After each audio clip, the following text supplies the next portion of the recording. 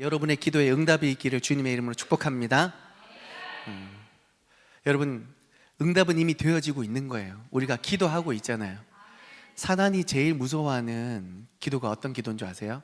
하나님의 뜻대로, 하나님의 말씀대로 기도하면 반드시 응답될 걸 사단이 알아서, 사단이 제일 두려워하는 성경 구절이 어딘지 아세요? 요한일서 5장 14절 말씀이에요. 그를 향하여 우리의 가진 바 담대한 것이 이것이니 우리가 무엇이든지 그의 뜻대로 무엇을 구하면 주께서 들으심이라. 주께서 우리가 들으신 줄 안즉 그 기도가 응답되는 줄 믿습니다. 이 기도 너무 멋지지 않습니까? 뜻대로 구하면 응답되는데, 오늘 그 뜻대로 구하시다가 하나님의 놀라운 응답을 경험하면서 기쁨과 감사가 흘러넘치는 복된 이 저녁이 될 수 있기를 축복합니다. 여러분, 혹시 시작부터 죄송하지만 푸세식 화장실 경험해 보셨습니까? 그렇죠? 다행이다. 저희 어릴 적에 집이 푸세식 화장실이었어요. 인상 찡그리지 마시고. 생각보다 좀 멀었어요. 시골은 하필 집이 넓은 바람에, 집이 넓은 게 아니라 마당이 넓은 바람에 화장실 가는 길이 좀 멀었어요. 그래서 어느 날 급한 신호가 왔어요. 이거 긴급 상황이다. 그래서 빨리 화장실을 향해서 뛰어갔습니다. 그런데 문제가 생겼어요. 그 화장실 앞에 불이 탁 켜면 켜져야 되는데 켜지지 않는 겁니다. 야단났죠. 어두컴컴한데 그분이 심각하게 급하게 도적과 같이 임하였으니 이걸 방비가 안 되는 거예요. 그래서 어쩔 수 없이 다시 집으로 들어가서 뭘 찾기는 애매해서 일단 갔습니다. 문을 열고 들어갔더니 여러분, 구멍을 못 찾겠어요. 그래서 큰일 났다. 그래서 빠지면 큰일 나니까, 푸세식 화장실에 제일 위험한 게 뭐예요? 빠지면 냄새도 냄새지만 빠지면 죽는 거예요. 그러니까 이게 무섭기 때문에 그 급한 상황에서 억지로 찾아가지고 제가요, 너무 이게 급하니까 했어요. 근데 여러분, 푸세식의 그 안전 신호 있죠? 내가 제대로 이거를 정확히 짚었다 안 짚었다 정확히 하는 신호가 뭐예요? 풍덩이잖아요. 풍덩 소리가 안 나는 거야. 비껴 싼 거죠.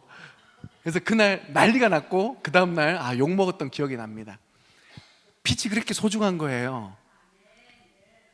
빛이 없으면 가장 필요한 순간에 길을 찾지 못하고 위험에 빠지게 됩니다. 화장실조차 제대로 사용할 수 없었던 그때처럼 우리의 삶에도 빛이 필요한 그 순간이 반드시 있습니다. 빛은 길을 보게 하고 안전한 방향을 제시하기 때문이죠. 예수님께서 오늘 우리에게 너희는 세상에 뭐라고 부르셨습니까? 빛이라고 부르셨어요.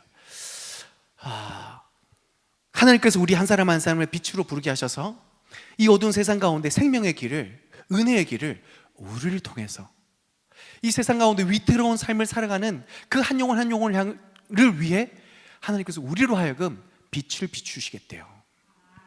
그런데 문제는 그 빛이 있음에도 불구하고 숨기고 있으면 아무 소용이 없다라는 겁니다.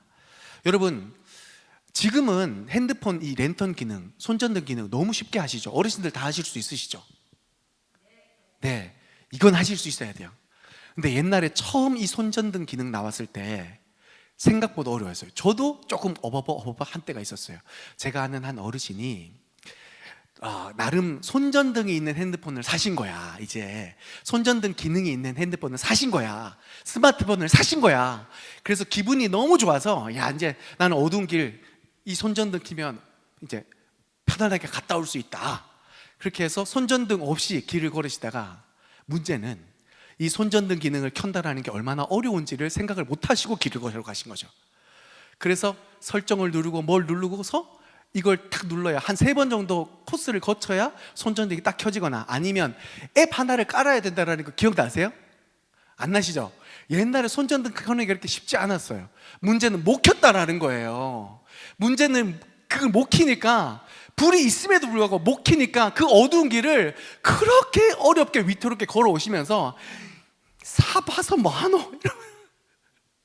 화를 냈던 기억이 납니다. 여러분, 이처럼 빛이 있음에도 불구하고 제대로 사용하지 못한다면 아무 소용이 없다라는 겁니다. 신앙생활도 마찬가지예요. 예수님께서 우리를 세상의 빛으로 부르셨어요. 세상의 어두움을 밝히는, 없어서는 안 되는 정말 중요한 존재로 우리를 부르신 줄 믿습니다. 그런데 그 빛이 제 기능을 발하지 못하면 어떻게 돼요? 의미가 없고, 어르신이 이 핸드폰 끌을 안으면서 부들부들 떤 것 같이 있어봤자 뭐하노, 이런 말을 우리가 듣게 되는 거죠. 여기서 우리가 살짝 성경의 깊은 부분도 좀 들여다봤으면 좋겠습니다.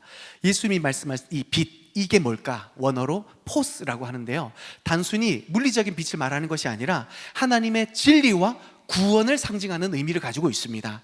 예수님이 말씀하시는 빛은 그냥 반짝이는 이 빛이 아니고 하나님이 우리에게 주신 구원, 그 진리가 세상 가운데 밝게 드러날 수 있는 생명의 빛을 우리에게 허락하신 겁니다.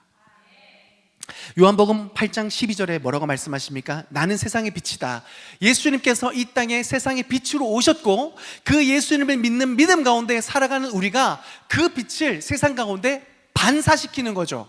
우리 스스로는 빛을 발할 수 없지만 우리와 함께 해주시고 우리에게 생명의 빛을 비춰주시는 그 예수 그리스도를 믿는 믿음 가운데, 그와 동행하는 삶 가운데 그의 영광이 우리의 삶을 통하여 세상 가운데 반사되는 겁니다. 비춰지는 겁니다.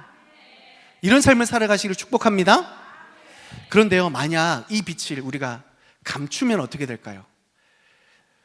생명력이 사라진다는 겁니다. 촛불이 계속 바람에 꺼져버리면 아무리 좋은 불을 켜도 소용이 없지 않습니까? 빛이 꺼지면 어둠이 다시 돌아옵니다. 다시 막 위태로움이 그 어둠 가운데 발생될 수밖에 없습니다. 신앙생활도 마찬가지예요.